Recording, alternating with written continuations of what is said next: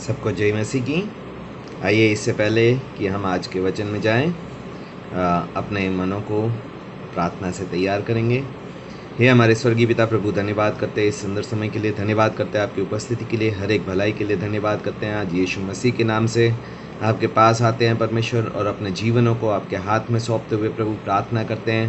प्रभु आप आइए और हमें प्रभु अपने वचन की अगुवाई में प्रभु आपकी वचन की समझ में प्रभु अगुवाई कीजिए यीशु मसीह के नाम से परमेश्वर। आज अपने जीवनों को आपके हाथ में सौंपते हैं। जो भी प्रभु ये वचन सुन रहा है प्रभु, वचन समझने के लिए अपना मन को लगा रहा है परमेश्वर, उस जीवन को आशीषित कीजिए प्रभु यीशु मसीह के नाम से। हम धन्यवाद करते हुए, विश्वास करते हुए अपने जीवनों को और इस समय को आपके हाथ में सौंपते हैं परमेश्वर। आज हमारी सहायता कीजिए, ना सिर्फ वचन को सुनकर समझने वाले बन सके, लेकिन वचन जैसे कहता है वैसे फल लाने वाले बन सके। धन्यवाद के साथ, विश्वास के साथ ये सारी प्रार्थना यीशु मसीह के नाम से मांगते हैं, आमीन। आइए इस समय हम आज जैसे हम सीरीज़ में से देख रहे हैं कि यीशु ने जो दृष्टांत कहे हैं, उस दृष्टांतों का मतलब और उस दृष्टांतों की समझ में हम आगे बढ़ेंगे। जैसे परमेश्वर का वचन, जो आज का जो दृष्टांत हम लेने जा रहे हैं वो है दाख की बाड़ी वाला दृष्टांत, जो कि मैथ्यू चैप्टर 21 यानी कि मैथ्यू चैप्टर 21 उसका 33 से लेकर 46 तक है। अगर आप मरकुस में यही दृष्टांत पढ़ेंगे यानी कि मार्क में, तो 12 चैप्टर 1 से 12 वचन है, और लूका यानी कि लूक में चैप्टर 20 अध्याय उसका 9 से 18 वचन में यही दृष्टांत फिर से रिपीट किया गया है। फिर से मैं रिपीट करूँगा। मैथ्यू चैप्टर 21 33 से 33 से 46, मार्क चैप्टर 12 1 से लेकर 12, और लूका चैप्टर 20 उसका 9 से 18, तीनों में ये सेम एग्जाम्पल जो है डील किया गया है। तो आज हम इस एग्जाम्पल को समझेंगे, या इस दृष्टांत को समझने के लिए आज हम आगे बढ़ेंगे। वचन मैं पढ़ रहा हूँ, मैथ्यू चैप्टर 21। हम तीनों नहीं पढ़ेंगे, हम एक में से पढ़कर उसके मतलब को समझने के लिए अपने मनों को तैयार करेंगे। मैथ्यू चैप्टर 21, मत्ती 21 उसका 33 से लेकर 46 तक पढ़ेंगे। एक और दृष्टांत सुनो। एक स्वामी था जिसने दाख की बाड़ी लगाई और बाड़ा लगाकर उसको घेरा। उसने उसके अंदर रसकुंड खोदा और एक मचान बनाया तथा उसे किसानों को ठेके पर देकर यात्रा पर चला गया। जब कटनी का समय आया तो उसने अपने दासों को किसानों के पास फसल लेने के लिए भेजा, परंतु उन किसानों ने उन दासों को पकड़कर एक को पीटा, दूसरे को मार डाला और तीसरे को पथराव किया। फिर उसने दासों का एक और झुंड भेजा, पहले से अधिक बड़ा, और उन्होंने उनके साथ भी वैसा ही किया। परंतु अंत में उसने अपने पुत्र को इस आशा से उनके पास भेजा, ये मेरे पुत्र का आदर करेंगे। परंतु जब किसानों ने पुत्र को देखा तो आपस में कहा, यह तो उत्तराधिकारी है, आओ हम इसे मार डालें और इसकी मीरास छीन ले। और उन्होंने उसको पकड़ा, दाख की बाड़ी के बाहर निकाल कर मार डाला। इसलिए जब दाख की बाड़ी का स्वामी आएगा तो उन किसानों के साथ क्या करेगा? उन्होंने उनसे कहा, उन दुष्ट को बुरी रीति से नाश करेगा और दाख की बाड़ी का ठेका दूसरे किसानों को देगा, जो उचित समय पर उसे फल दिया करेंगे। यीशु ने कहा, क्या तुम ये पवित्र शास्त्र में नहीं पढ़ा? जिस पत्थर को राजमिस्त्रियों ने ठुकरा दिया था वही कोने का पत्थर बन गया। यह प्रभु की ओर से है हुआ और हमारी दृष्टि में अद्भुत है।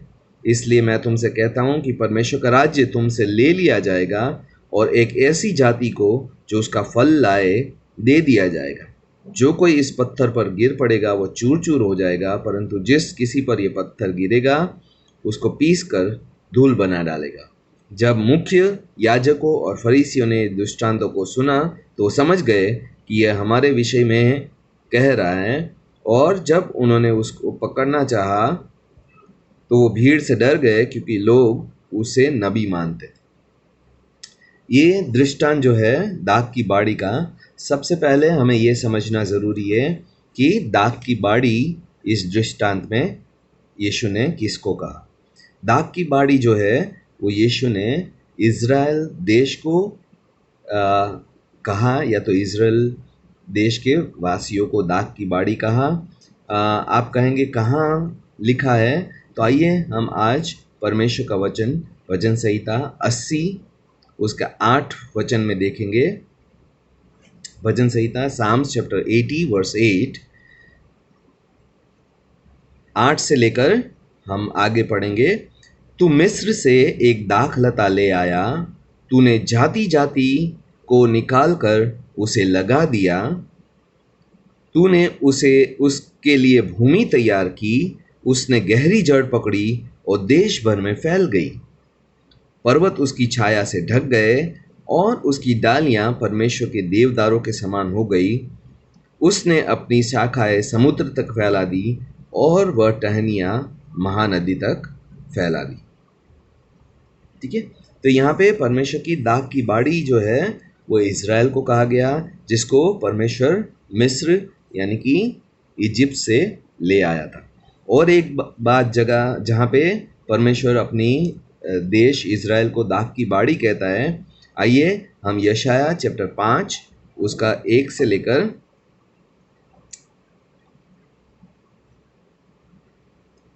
1-2 तक पढ़ेंगे। यशाया आइज़ाया चैप्टर 5 उसका 1 और 2 पढ़ेंगे। अब मैं अपने अति प्रिय के लिए उसकी दाख की बाड़ी के विषय में अपने प्रियतम का गीत गाऊंगा। मेरे अति प्रिय की दाख की बाड़ी एक उपजाऊ पहाड़ी पर थी। उसने चारों ओर मिट्टी को खोद कर उसके कंकड़ पत्थर को दूर किया और उसमें उत्तम जाति की एक दाख लता लगाई। फिर उसके बीच में एक गुम्मट बनाया और दाख रस के लिए एक कुंड भी खोदा। तब उसने अच्छे अंगूर प्राप्त करने की आशा रखी, परंतु उसमें घटिया अंगूर ही मिले। ठीक है, आगे आप पढ़ सकते हैं यशाया का, अगर 7 वचन तक पढ़ेंगे 5 का, तो आपको और भी परमेश्वर अपनी जो दाख की बाड़ी यानी कि इज़राइल के लिए बारे में बोलता है वो आपको स्पष्ट हो जाएगा।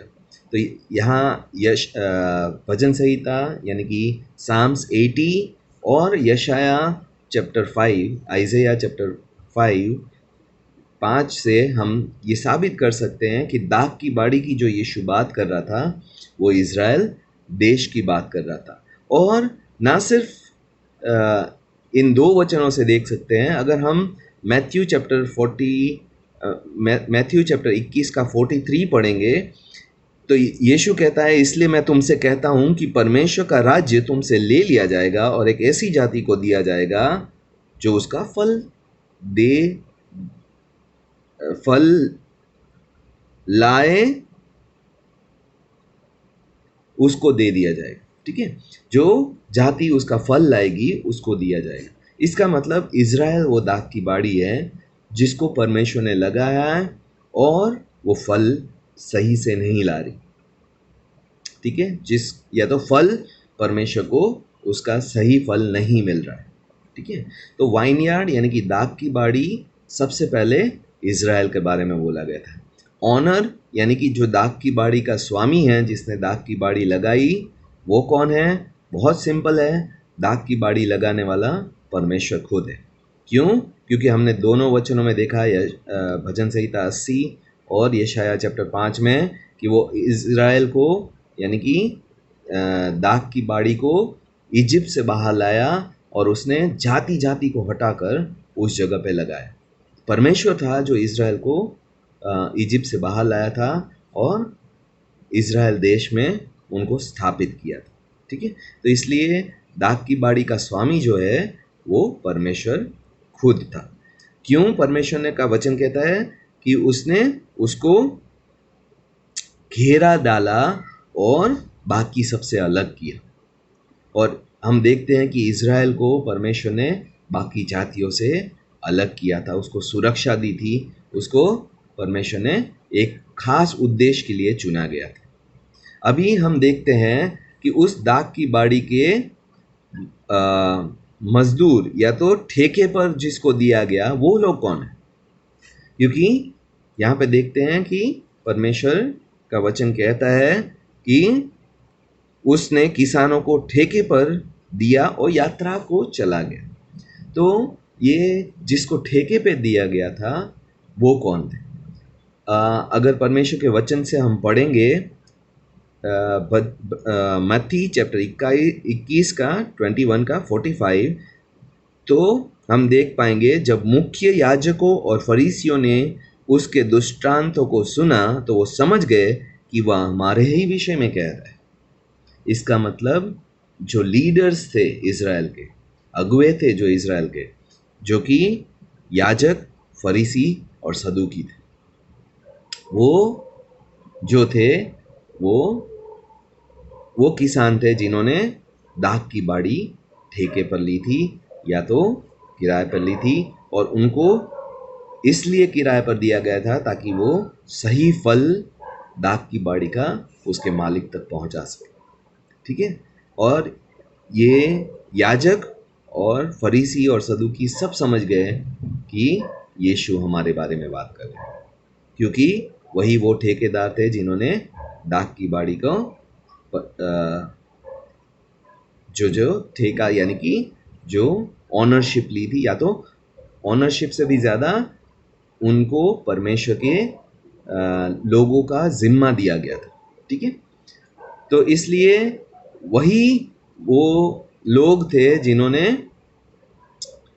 परमेश्वर के सेवकों को पीटा, मारा और किसी को पथराव किया, क्योंकि वही याजक और फरीसी लीडर्स थे, अगुवे थे, जिनको परमेश्वर की दाख की बाड़ी को हैंडल करने को दिया गया था।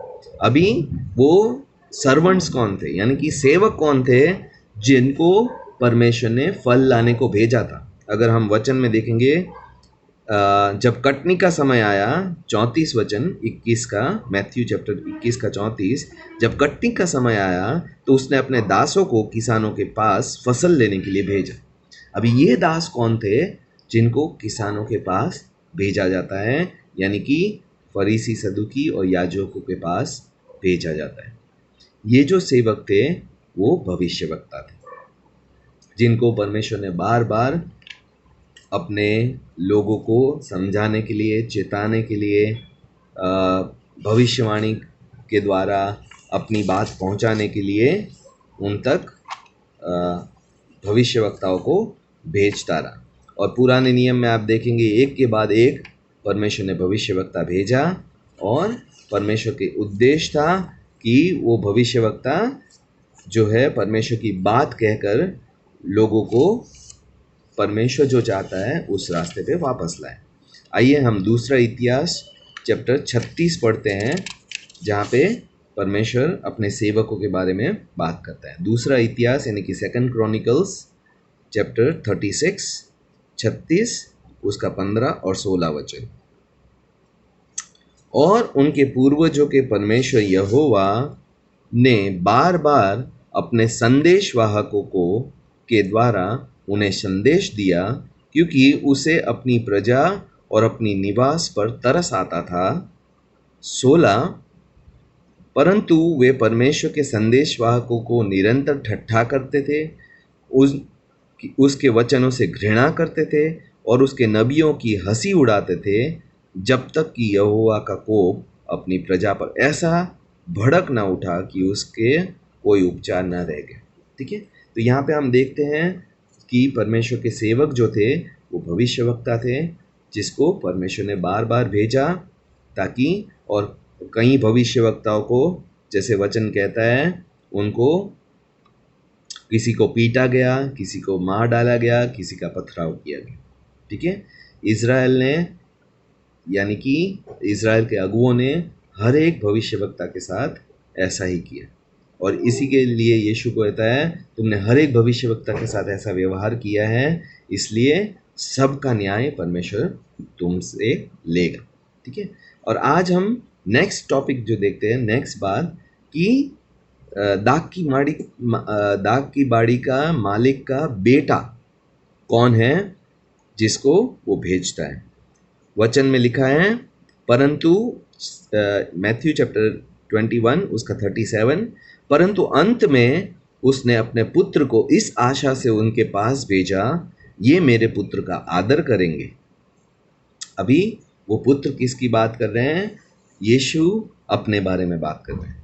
और कैसे हमें पता चले यीशु अपने बारे में बात कर रहा है? क्योंकि पुत्र के साथ क्या किया जाता है, हम आगे पढ़ेंगे 36 में। परंतु जब किसानों ने पुत्र को देखा तो आपस में कहा, यह तो उत्तराधिकारी है, आओ हम इसे मार डालें और इसकी मीरास छीन ले। अतः उन्होंने उसके पकड़ा, दाग की बाड़ी के बाहर निकालकर मार डाला। ठीक है।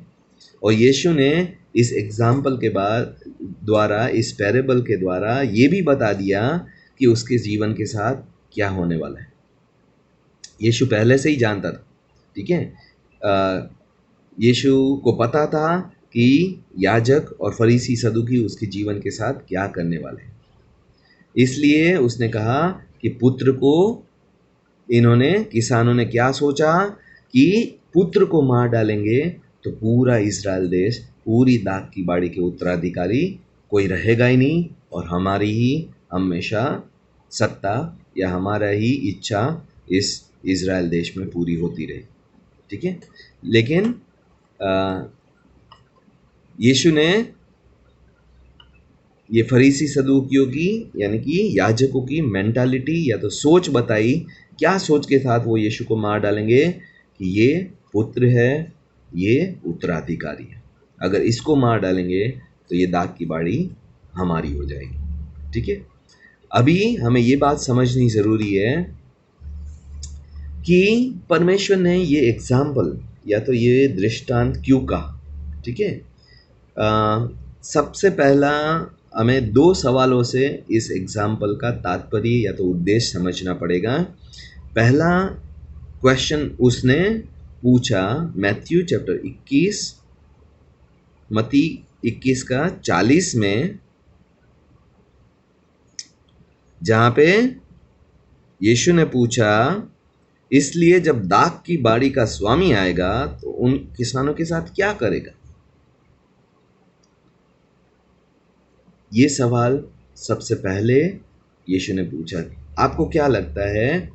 लोगों से वो पूछ रहा था कि अगर ऐसे किसान हैं और ऐसा दाग की बाड़ी का स्वामी है, तो जब दाग की बाड़ी का स्वामी वापस आएगा तो उन किसानों के साथ क्या करेगा? ठीक है।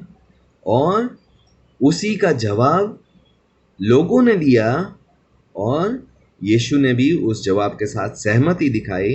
42, यीशु ने उनसे कहा, क्या तुमने पवित्र शास्त्र को में कभी नहीं पढ़ा, जिस पत्थर को राजमिस्त्रियों ने ठुकरा दिया था वही कोने का पत्थर हो गया और प्रभु की ओर से हुआ है और हमारी दृष्टि में अद्भुत है। इसलिए मैं तुमसे कहता हूँ कि परमेश्वर का राज्य तुमसे ले लिया जाएगा और एक ऐसी जाति को जो उसका फल लाएगी दे दिया जाएगा। ये पैराबल या तो ये दृष्टांत कहने का यीशु का जो उद्देश्य था कि परमेश्वर का न्याय जो इज़राइल पे आने वाला है वो बिल्कुल जायज़ है, बिल्कुल सही है। परमेश्वर का क्रोध जो इज़राइल पे आने वाला है वो बिल्कुल जायज़ है। परमेश्वर कोई गलत नहीं करता अगर इज़राइल को न्याय करता है, इज़राइल के अगुओं का न्याय करता है, क्योंकि उन्होंने ऐसे काम किए, क्योंकि उन्होंने यीशु मसीह का इनकार कर दिया जो बेटा था, और उसको मार भी डालने की तक चले गए।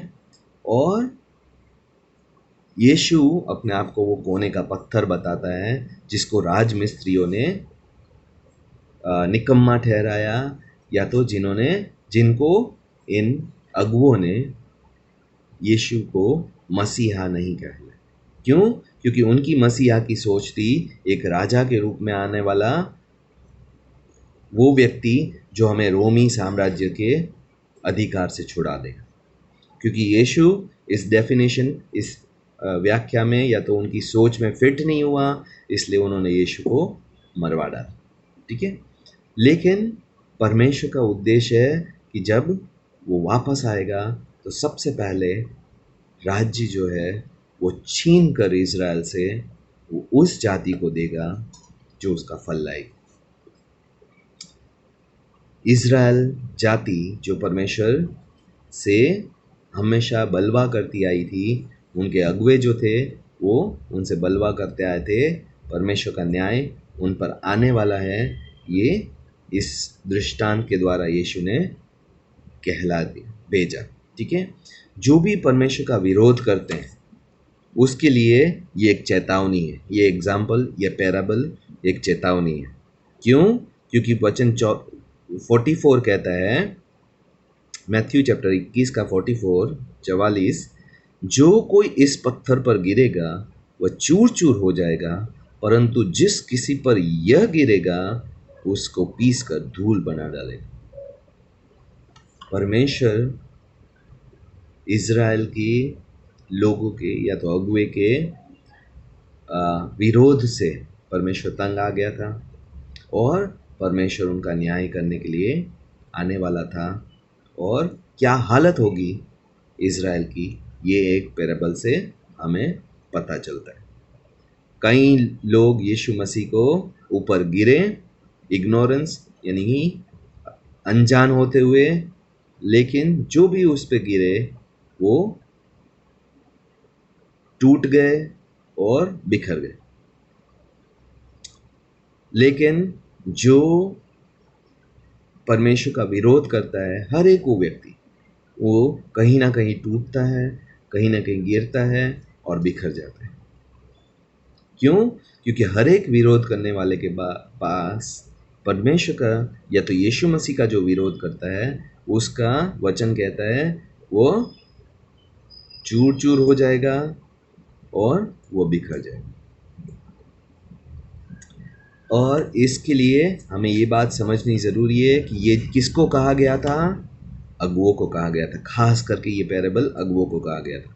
इसलिए 45 में लिखा है, जब मुख्य याजकों और फरीसियों ने ये दृष्टांतों को सुना तो वो समझ गए कि वह हमारे ही विषय में बात कह रहा है, और तब उन्होंने उसको पकड़ना चाहा तो वो भीड़ से डर गए क्योंकि लोग उसे नबी मानते थे। वो चाहते तो थे कि सच में जैसा उसने एग्जाम्पल दिया है वैसा ही वो उसके साथ करे, लेकिन भीड़ की वजह से वो उन पर हाथ नहीं डाल पाए।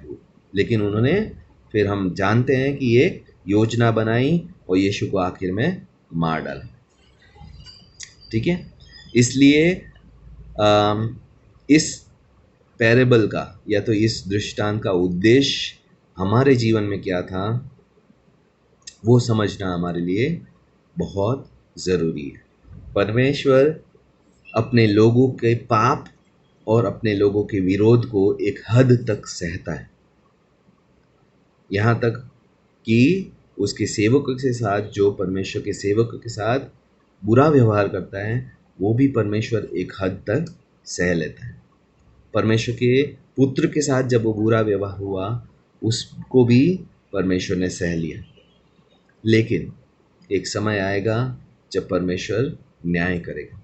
आज विश्वासी लोग चाहे कितने भी पाप में जीवन जी लें, कितना भी परमेश्वर का विरोध कर ले, परमेश्वर की आज्ञा के विरोध में जीवन जीना चाहे, परमेश्वर के वचन के विरोध में जीवन जीना चाहे, परमेश्वर एक हद तक, एक लिमिट तक सहता रहता है।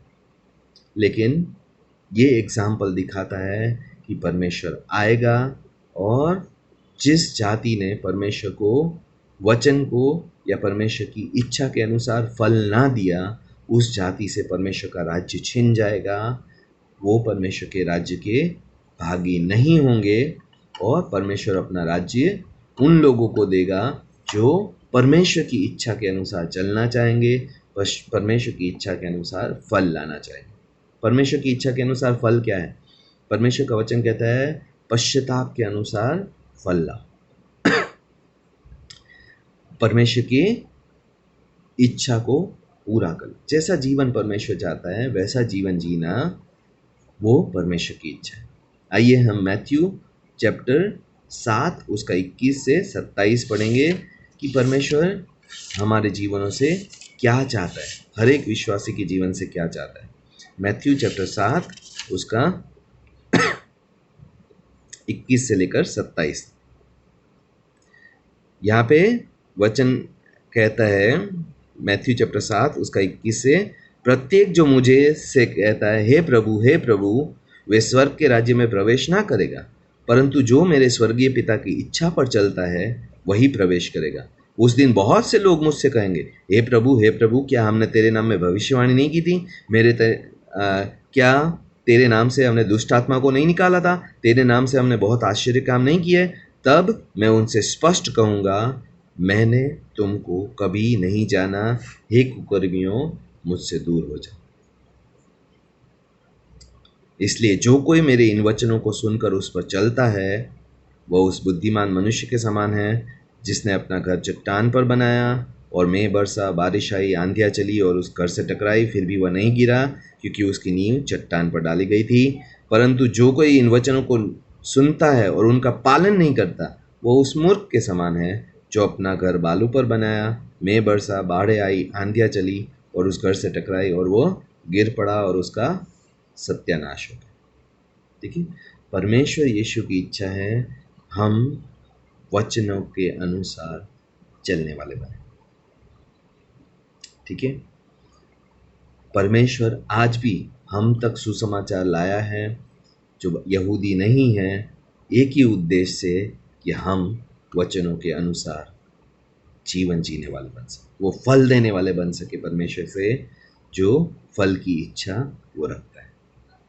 और परमेश्वर की इच्छा पूरी करना यानी कि परमेश्वर के ने जो महान आज्ञा दी, मैथ्यू चैप्टर 28 उसके 18 से लेकर 19 और 20 में, कि जाओ सारे जगत में जाओ।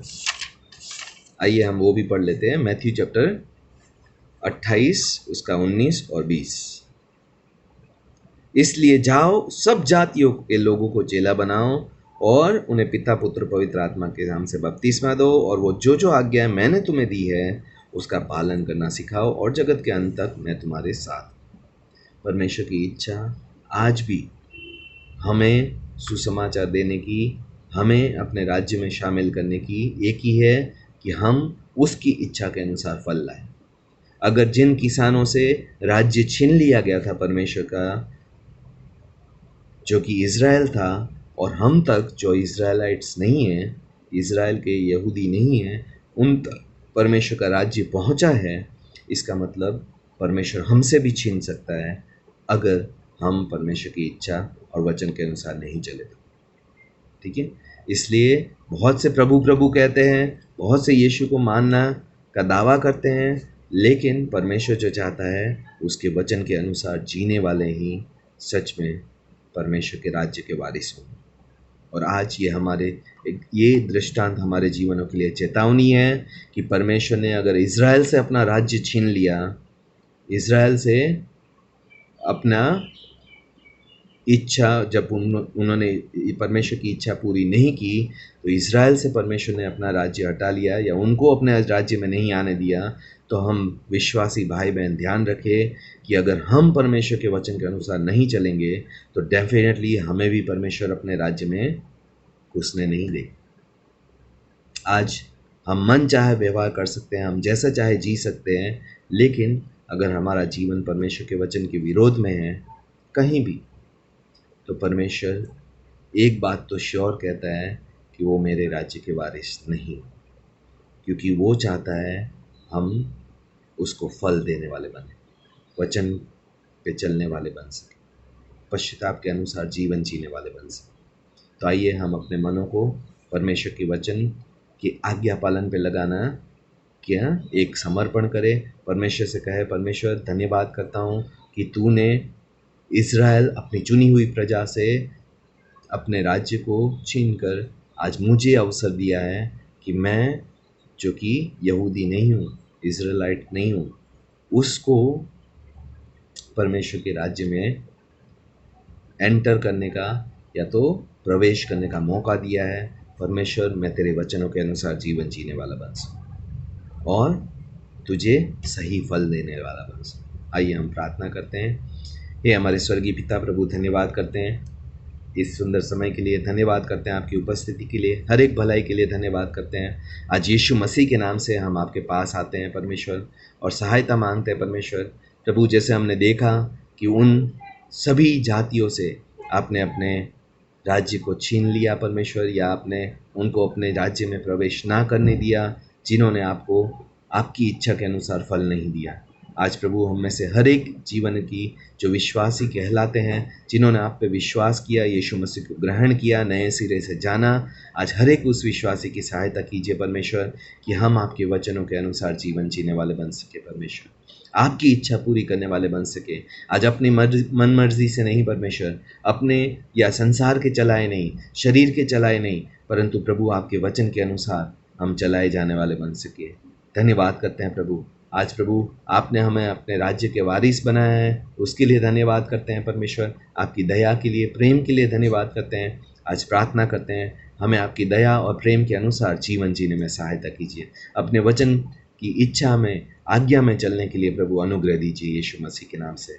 हर एक प्रभु विरोध की आत्मा जो यीशु मसीह का विरोध करती है, जो यीशु मसीह के शिक्षाओं का विरोध करती है, जो यीशु मसीह के वचन का विरोध करती है, आज हमारे अंदर से हटाई जाए यीशु मसीह के नाम से। और प्रभु, हमें आज्ञा पालन की आत्मा दीजिए यीशु मसीह के नाम से।